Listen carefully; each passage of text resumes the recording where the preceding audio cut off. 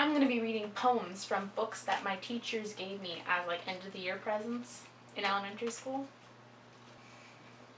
A word is dead when it is said. Some say. I say it just begins to live that day.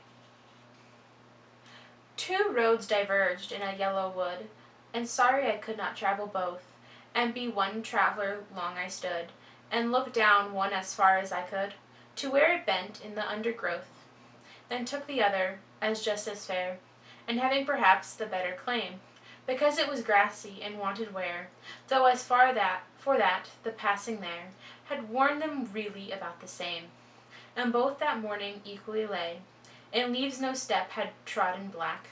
Oh, I kept the first for another day, yet knowing how way leads on to way, I doubted if I should ever come back. I shall be telling this with a sigh, somewhere ages and ages hence. Two roads diverged in a wood, and I took the one less traveled by, and that has made all the difference. Lying, thinking, last night, how to find my soul a home, where water is not thirsty, and bread loaf is not stone, I came up with one thing, and I don't believe I'm wrong, that nobody but nobody can make it out here alone. Alone, all alone, nobody but nobody can make it out here alone. There are some millionaires with money they can't use. Their wives run around like banshees. Their children sing the blues. They've got expensive doctors to cure their hearts of stone, but nobody, no nobody, can make it out here alone. Alone, all alone, nobody but nobody can make it out here alone. Now, if you listen closely, I'll tell you what I know. Storm clouds are gathering, the wind is gonna blow. The race of man is suffering, and I can hear the moan, 'cause nobody but nobody can make it out here alone.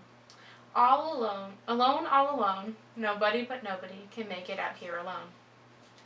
In a snow-enshrouded graveyard, gripped by winter's bitter chill, not a single soul is stirring, all is silent, all is still. Till a distant bell tolls midnight, and the spirits work their will, for emerging from their coffins buried deep beneath the snow, 13 bony apparitions now commence their spectral show, and they gather in the moonlight, undulating as they go. And they'll dance in their bones, in their bare bones, with their click and the clack, and their chitter and their chack, and the clatter and the chatter of their bare bones. They shake their flimsy shoulders, and they flex their fleshless knees, and they nod their skulls in greeting in the penetrating breeze, as they form an eerie circle near the gnarled and twisted trees. They link their spindly fingers as they promenade around, casting out otherworldly shadows on the silver-mantled ground, and their footfalls in the snowdrift. And they dance in their bones, in their bare bones, with the click and the clack and the chitter and the chack and the clatter and the chatter of their bare bones. The 13 grinning skeletons continue on their way, as to strains of soundless music they begin to sing and sway, and they circle ever faster in their ghastly roundelay. Faster and faster, even faster, and yet faster now they race, winding, whirling, and even ever swirling in the frenzy of their pace, and they shimmer in the moonlight as they spin themselves through space. And they dance in their bones, in their bare bones, with the click and the clack and the chitter and the chack and the clatter and the chatter of their bare bones. Then as quickly as it started, their nocturnal dance is done, for the bell that is their signal loudly tolls the hour of 1, and they bow to one another in their bony unison.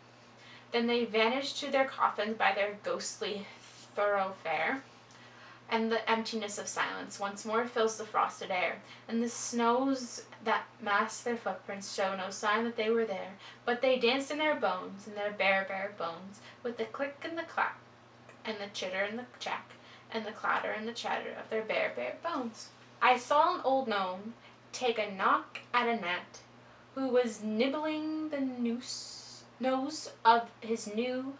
I said, "Nasty gnome, now stop doing that. That gnat ain't done nothing to you." He nodded and gnarled his old head and said, "Till now I never knew that knocking a gnat in the noodle like that was not a nice thing to do." If you like this video, give us a thumbs up. Check out all the other girls' poetry videos this week. Alright, we're gonna just acknowledge the big elephant in the room. It's my hair. Change the color. It's lovely, isn't it?